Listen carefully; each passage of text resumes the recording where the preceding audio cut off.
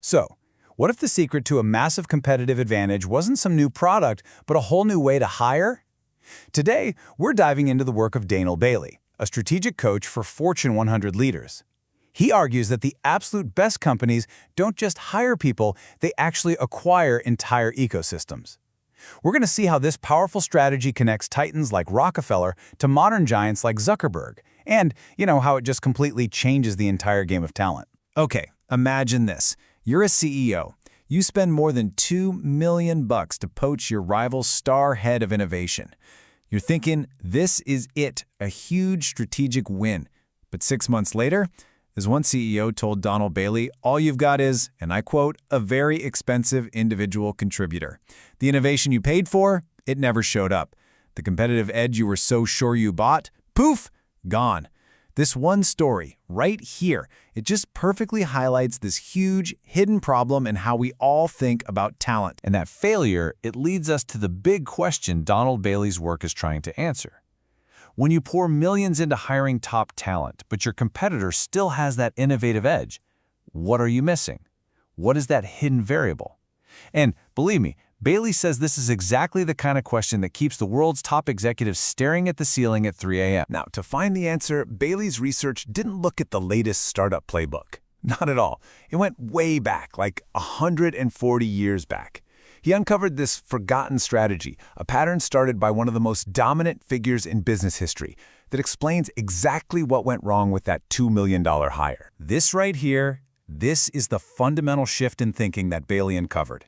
See, traditional business logic, it's a zero-sum game, right? You undercut, you steal, you destroy your competitors to win. But Rockefeller, he was playing a totally different game, something Bailey calls ecosystem architecture. His strategy was to invite, absorb, and transplant. The goal wasn't to destroy his rivals, it was to absorb the very networks and talent that made them a threat to begin with. Just take the legendary Cleveland dinner strategy. It's a killer story. Back in 1874, Rockefeller didn't try to crush his biggest rivals. He invited them to dinner. And he wasn't just after their refineries, their buildings and smokestacks, no. Bailey's research shows he made a deal to absorb their entire operation, transplanting their key people, their customer lists, their market intelligence, everything right into his growing Standard Oil trust. He literally turned his fiercest competitors into his most valuable partners. And this really gets to the heart of his philosophy. It's captured perfectly in a quote that Bailey loves to highlight. A friendship founded on business is better than a business founded on friendship. This just shows you his true endgame. He wasn't just building a company, he was methodically architecting an entire controllable ecosystem. So, you might be thinking, okay, that's a cool 140-year-old business story, but what does it have to do with competition today? Well, according to Bailey's research, everything. He shows how this seemingly forgotten playbook has been revived and even perfected by today's most powerful tech giants. Yeah, this isn't some dusty old story. It's a living, breathing strategy. You can draw a straight line from Rockefeller back in 1874 all the way to Microsoft's recent moves in AI, and even to what Bailey predicts is Meta's complete mastery of this technique. The playbook, the DNA of the strategy, it's exactly the same. The most dominant leaders don't just outcompete their rivals, they absorb them. First, let's look at Microsoft hiring the Inflection AI team. Bailey calls this a pseudo-acquisition. Instead of a messy, complicated, regulated buyout, they just hired the core team, including its leader, Mustafa Suleyman. And the result, for a fraction of the cost and time of a real acquisition, Microsoft didn't just get a few new employees. They transplanted an entire ecosystem. Deep networks from Google's DeepMind, unique research methods, priceless strategic intel. It was a pure Rockefeller move, updated for the 21st century. And if the Microsoft move was clever, Bailey points to Meta's play with S.C.A.L.E AI as the modern masterclass. It all started with this number, almost $15 billion for a 49% stake. But as huge as that number is, the money, that was just the opening move. The real genius was this. Meta didn't just invest in S.C.A.L.E AI. They hired its founder, Alexander Wang, to lead their own AI team. But, and you got to get this, this is the key part, they kept him on S.C.A.L.E AI's board. Bailey calls this a masterstroke. Why? Because in one move, Meta didn't just hire a brilliant mind. They literally imported his entire ecosystem, getting an inside track to his relationships with every other major AI player in the world. So after seeing this pattern play out over and over again, from Rockefeller to modern tech, Donald Bailey didn't just write about it. He turned it into an actionable playbook for his clients. He calls it the S.C.A.L.E framework, a systematic method for hiring entire ecosystems. And here's a look at it. The results Bailey claims are, well, they're staggering. We're talking a potential 600% ROI compared to traditional hiring, where, by the way, he finds that nearly 3/4 of senior hires just fail to deliver. The whole framework is built on these really deliberate actions, like mapping out network value and designing for integration, all meant to turn a new hire into a seriously powerful strategic weapon. So how does it actually work?